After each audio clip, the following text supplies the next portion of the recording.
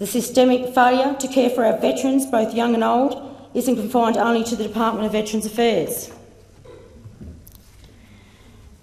The seeds for this failure and appalling treatment of many former members of our Australian Defence Force can also be found in the complete failure of leadership at the highest levels of the Australian Defence Forces. A culture of cover-up, lies and official misconduct can be found in both the Department of Veterans Affairs and the Australian Defence Force. And the only remedy to address the gross injustices is for a Royal Commission to be held in the Department of Veterans Affairs, the senior military leadership and their toxic culture of cover-up, which has been present for more than 2 decades. There are many reasons why a Royal Commission must be established into the way veterans, former Australian Defence Force members and serving Australian Defence Force members have been treated. Obscenely high suicide rate in our young veterans. The cover-up of appallingly high levels of abuse and sexual assaults in our military. The negligent under-resourcing and staffing of our military. The official prescription of antipsychotic drugs for our combat troops serving in war zones. The criminal waste of resources and mismanagement of defence procurement. But perhaps one of the most compelling reasons why a Royal Commission should be established into the management of defence is sitting in the public gallery today. I'd like to acknowledge a former Lieutenant of the Australian Army and Tasmanian lad, Marcus Saltmarsh.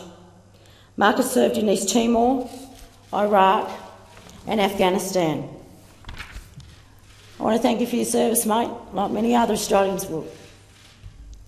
And because this government and Prime Minister, despite repeated written requests from myself, refuses to apologise for the appalling abuse Marcus has suffered, I'd like to apologise as a senator from Tasmania, his home state, for the incredible abuse and/or incompetence he's been forced to endure by certain leaders of our military. Mr President, during active service in East Timor on the 9th of August 2000, then Trooper Saltmarsh's steyr rifle, independently and without user manipulation, discharged accidentally and killed his best mate, Corporal Stuart Jones.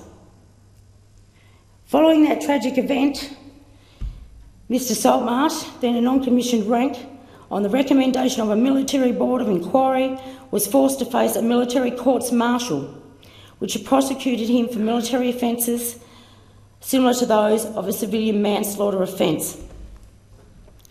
500 days after the death of his mate, Corporal Stuart Jones, Mr Saltmarsh was exonerated by the military courts-martial with a finding of no case to answer.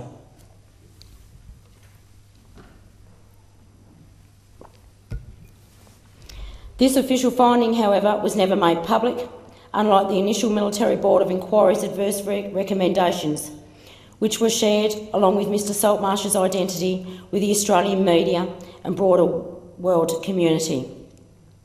Marcus claims that strong evidence existed at the time of Corporal Jones' death showing systemic mechanical faults and oversights present in a very large number of Army steyr rifles and an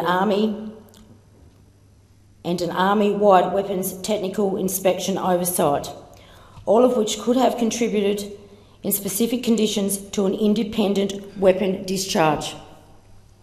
In relation to Mr Saltmarsh's claim of faulty weapons, in correspondence to the Prime Minister, I brought to his attention the fact that media reports at the time of Corporal Jones' death indicated that 77 accidental discharges of the Army-issued steyr rifle had occurred during the East Timor peacekeeping mission. The Minister has subsequently admitted that of 77, 10 unassisted steyr discharges had occurred. Disturbingly, Mr Saltmarsh reports that the initial board of inquiry's adverse and supposedly accidental leak to the media effectively paraded him in front of the public, which caused significant damage to his personal reputation and psychological well-being. Conveniently for the generals in charge of the army at the time and government ministers, that media leak by unknown members of the ADF or public service also had effect of turning Lieutenant Saltmarsh into a public scapegoat who distracted media and public attention away from reports of those systemic mechanical faults in the Army's rifles. And despite official promises to Mr Saltmarsh, those responsible for the leak have never been identified. Following a break of 3 years from the regular army, and also following Mr Saltmarsh's deployment to Baghdad in 2005, he was selected for officer training, which he undertook successfully and graduated from the Royal Military College in 2010. Mr Saltmarsh then served as an officer in Afghanistan in 2011.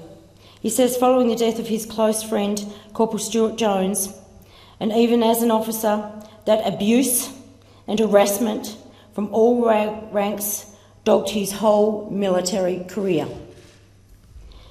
Mr Saltmarsh says this abuse could have been avoided if he'd been able to be properly and publicly exonerated.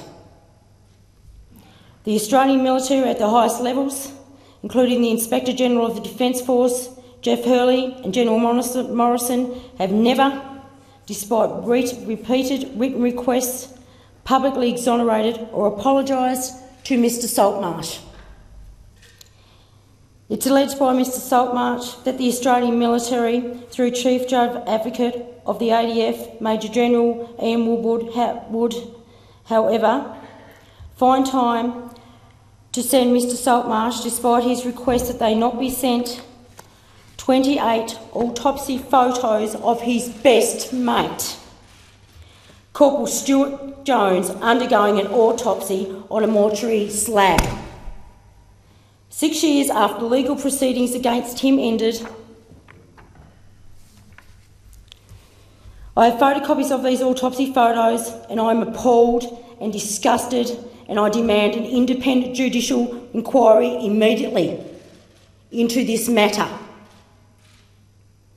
The key question for this inquiry is this: was it sheer incompetence that caused these photos to be sent to Mr Marcus Saltmarsh, or was it a deliberate, abusive act?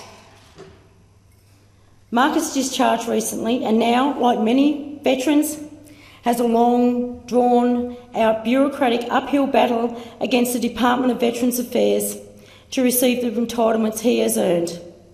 But I can assure you, he is not in the fight. He's not alone in the fight when it comes to fighting against our entitlements against Veterans Affairs. My staff and myself will be there to assist, just as we will attempt to assist every veteran who seeks my help.